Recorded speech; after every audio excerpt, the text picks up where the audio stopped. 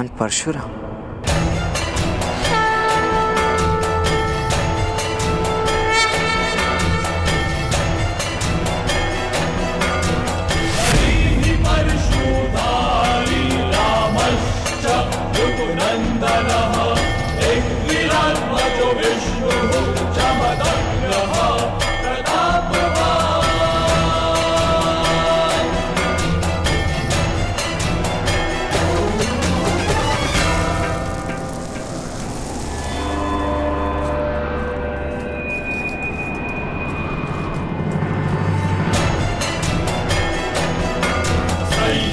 जिन तक पहुंचने के लिए इतना तप किया, उनका तप व्यर्थ नहीं जाने दे सकता मैं।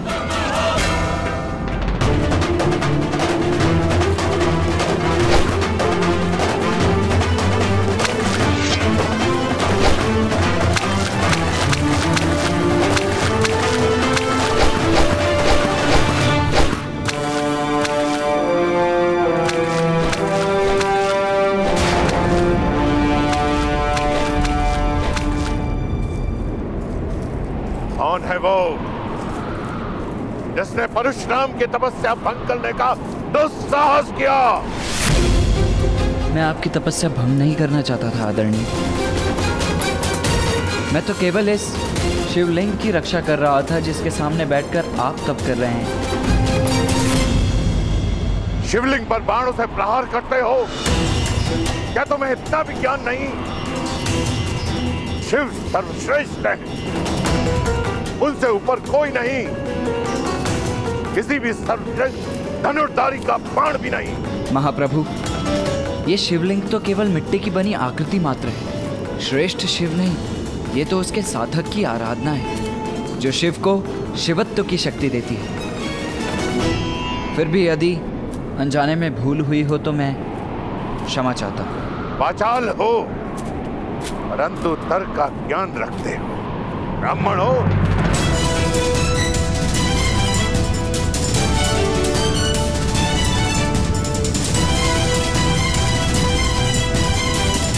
चारों वेदों का ज्ञान जिसे हो वो कौन हो सकता है महात्मा?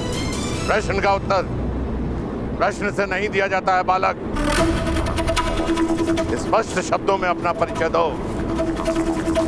कौन हो तुम? कहां के ब्राह्मण हो? जब एक सूत को शस्त्र विद्या प्राप्त करने का अधिकारी नहीं।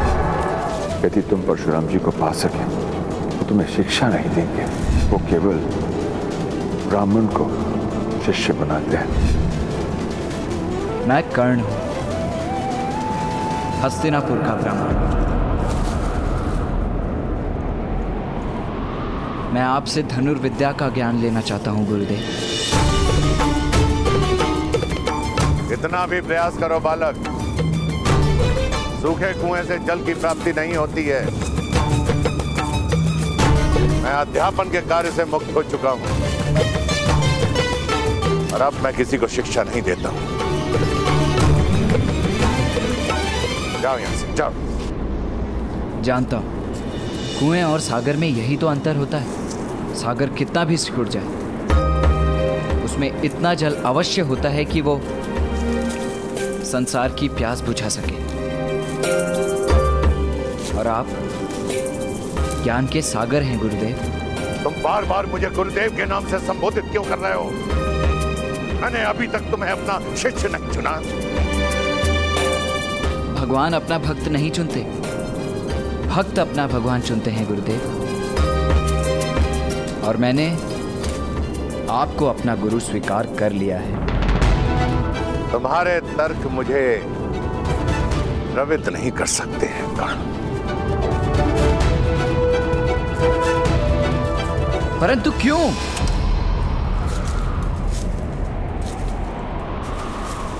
याचक को याचना से पहले ज्ञात होना चाहिए कि वो किसके समक्ष याचना कर रहा है। अब मैं एक साधनार्थ ब्राह्मण हूं जिसके पास देने के लिए कुछ भी नहीं है।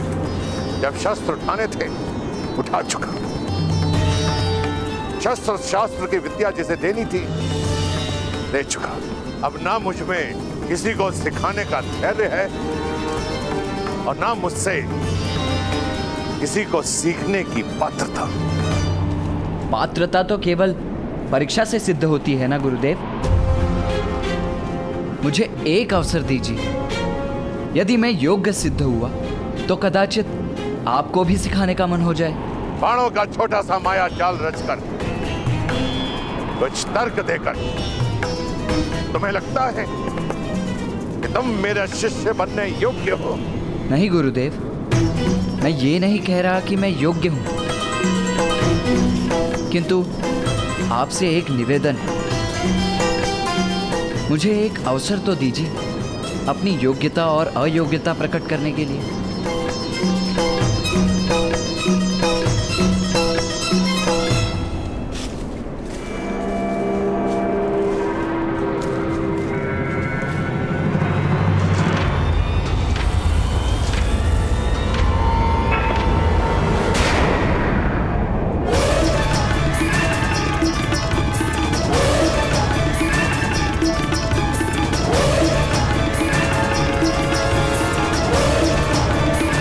मर्यादा का उल्लंघन किया है बालक।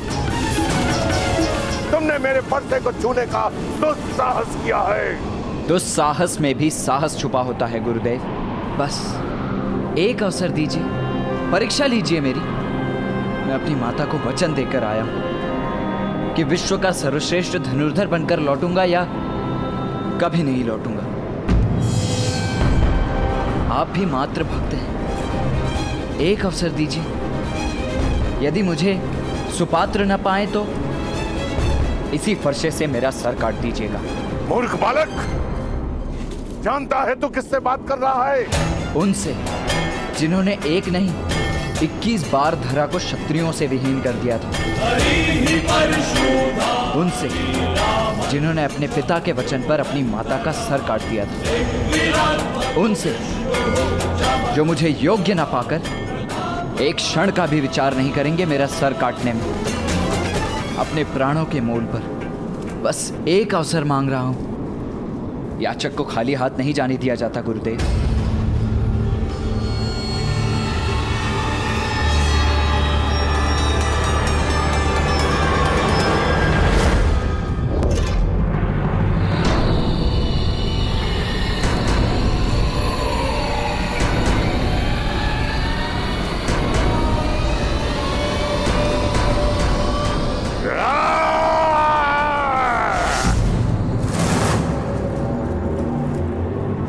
मृत्यु का भय नहीं है, ठीक है। मैं तुम्हें सुपात्र सिद्ध होने का एक अवसर अवश्य प्रदान करूंगा। धन्यवाद गुरुदेव। अभी मैंने तुम्हें उठने के लिए नहीं कहा। दीक्षा करो जब तक मैं लौट कर नहीं आ जाता।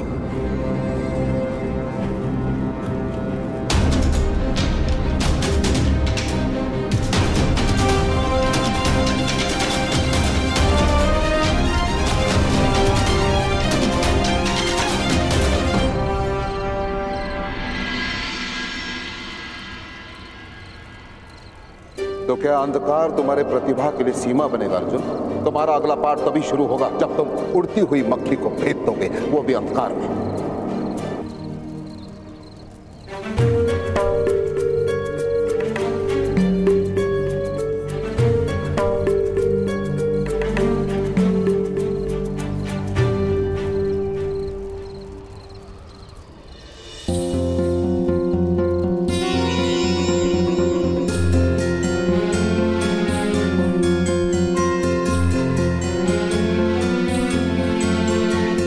भ्राता भीम,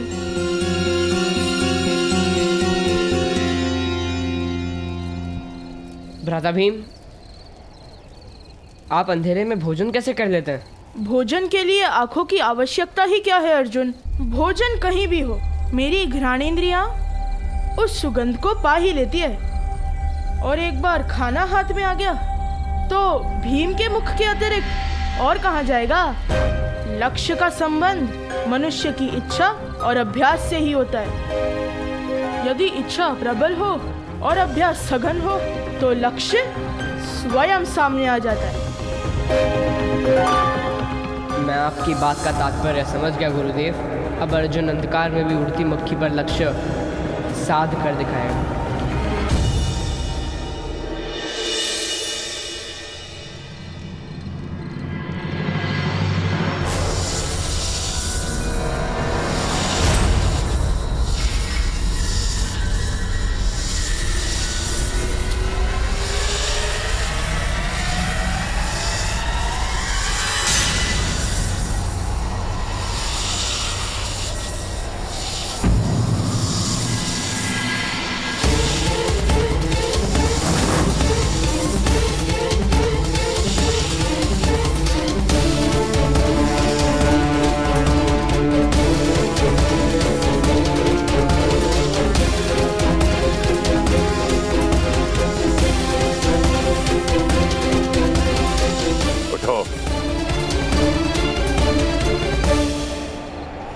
सर्प के इतने समीप आने पर भी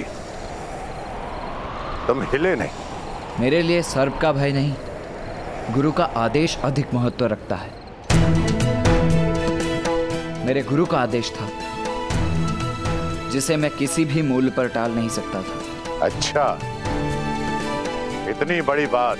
यदि इस जीवन में अवसर मिला तो इसे सिद्ध भी करके दिखा दूंगा गुरुदेव। ठीक है, मैं तुम्हें 3 कार्य सौंपता हूं। यदि तुम उन कार्यों में सफल हुए तो मैं तुम्हें अपना शिष्य बनाने के बारे में अवश्य विचार करूंगा। आदेश करे गुरुदेव। यहां पास में ही एक जल स्रोत है जहां से मैं अपने लिए संध्या के लिए जल लेकर आता हूं, परंतु कुछ समय से वो जल स्रोत अवांछनीय बाधाओं के कारण अविरोध हो चुका है। तुम जाकर उसे हटाओ।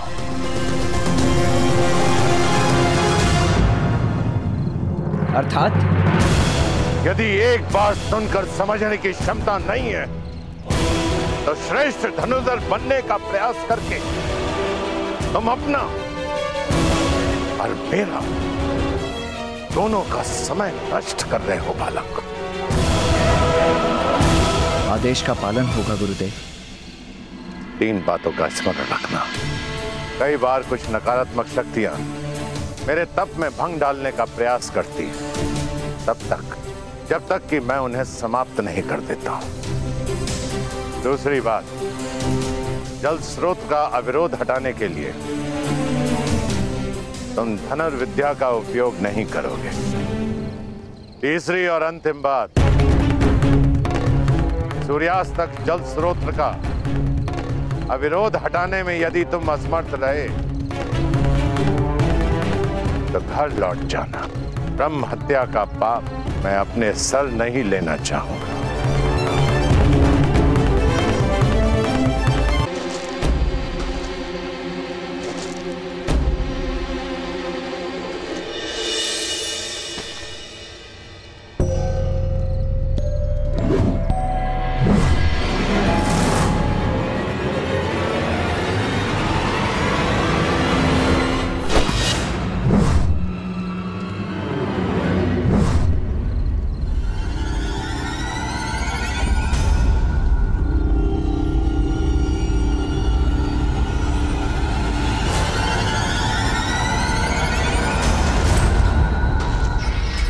कौन है? कौन है? सामने आओ।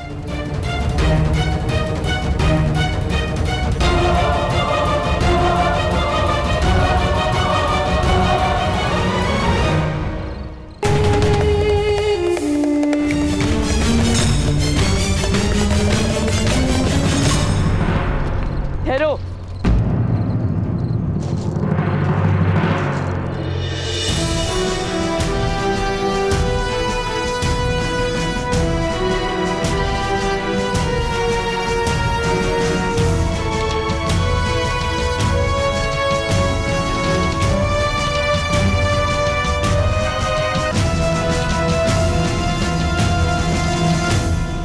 कौन हो तुम?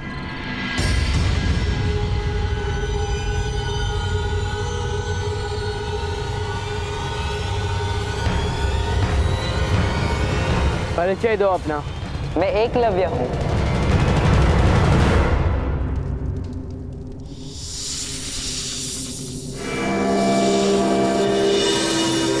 कौन है वहां? मैं चुनौती देता हूं, सामने आओ। मैं तुम्हें युद्ध की चुनौती देता हूं।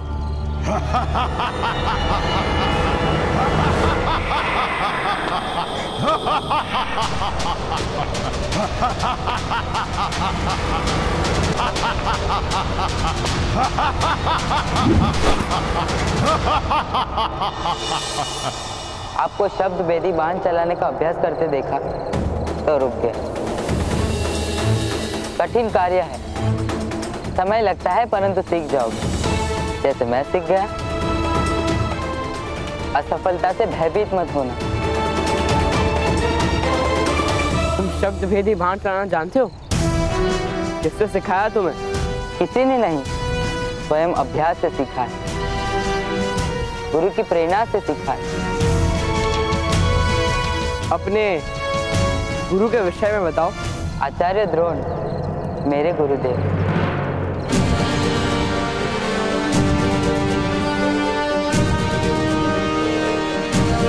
असत्य।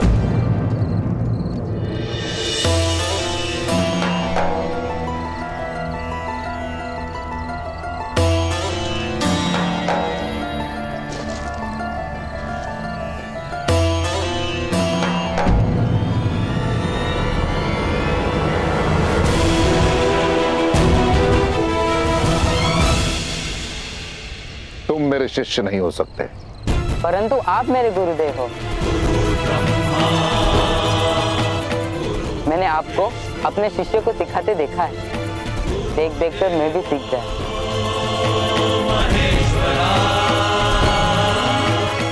मैंने आपको देखा और अभ्यास किया आपकी मूर्ति के समक्ष। आप मेरे मानद गुरु हैं आचार्य। मुझे विश्वास नहीं होता, अपनी बात सिद्ध करो, प्रमाण दो कि तुम शब्द भेदी विद्या जानते हो।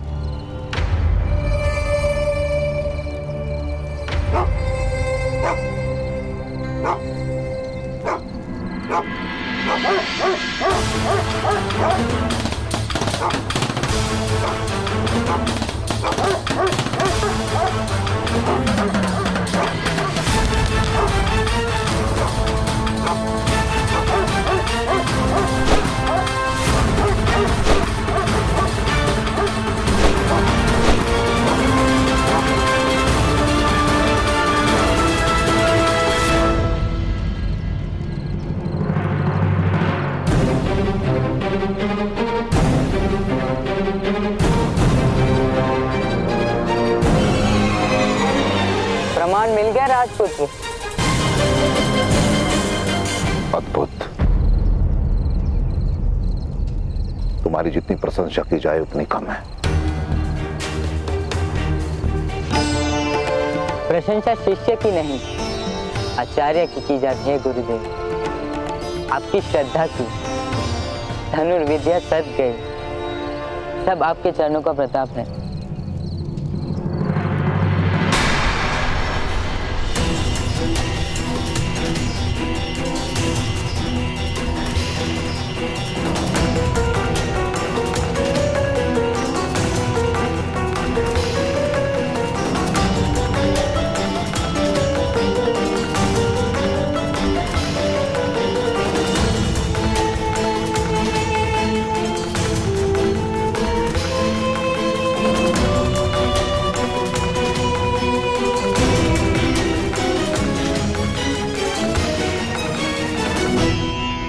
सूर्योदय होने वाला अर्जुन, जाओ विश्राम करो।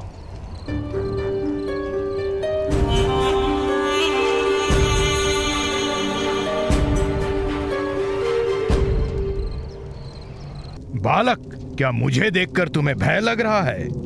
मुझे मृत्यु का भय नहीं, भय केवल इतना है कि गुरु की अपेक्षा पर असफल ना हो जाऊं। तुम्हें अपनी मृत्यु का भय नहीं है कर्ण, पर देखना यह है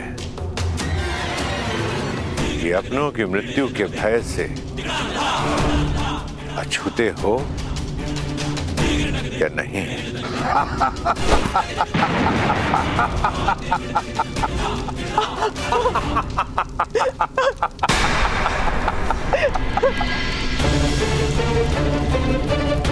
माता, अब क्या करोगे कर्ण? माता, करो, प्रहार करो। क्यों रुक गए हो? अब केवल तुम्हारे पास एक ही मार्ग है। वापस लौट जाओ वापस। इसी में तुम्हारी माता सुरक्षित रहेगी। अब निर्णय तुम्हारे हाथों में है। माता के वचन को अगर पूरा करने निकले तो कहीं माता को ही ना खो देना, और अगर वचन पूरा कर भी लिए तो उसका क्या लाभ? जाओ, निकल जाओ यहां से।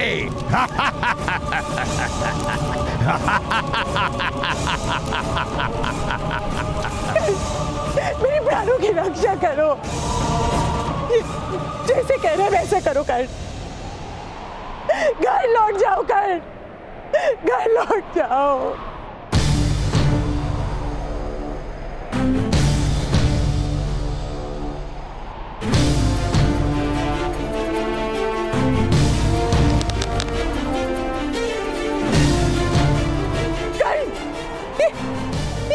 क्या कर रहे हो तुम?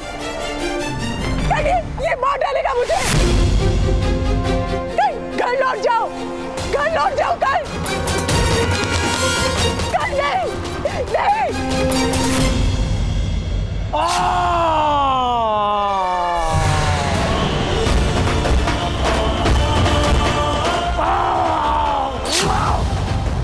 अपनी माया से तुमने मेरी माता का रूप तो रच डाला था ना, किंतु मेरी माता के व्यक्तित्व को नहीं रच पाए। राधे की माता के प्राण यदि संकट में भी हों तब भी वो भले अपने प्राण दे दे, किंतु कभी मुझे अपने लक्ष्य से पीछे हटने को नहीं कहेगी।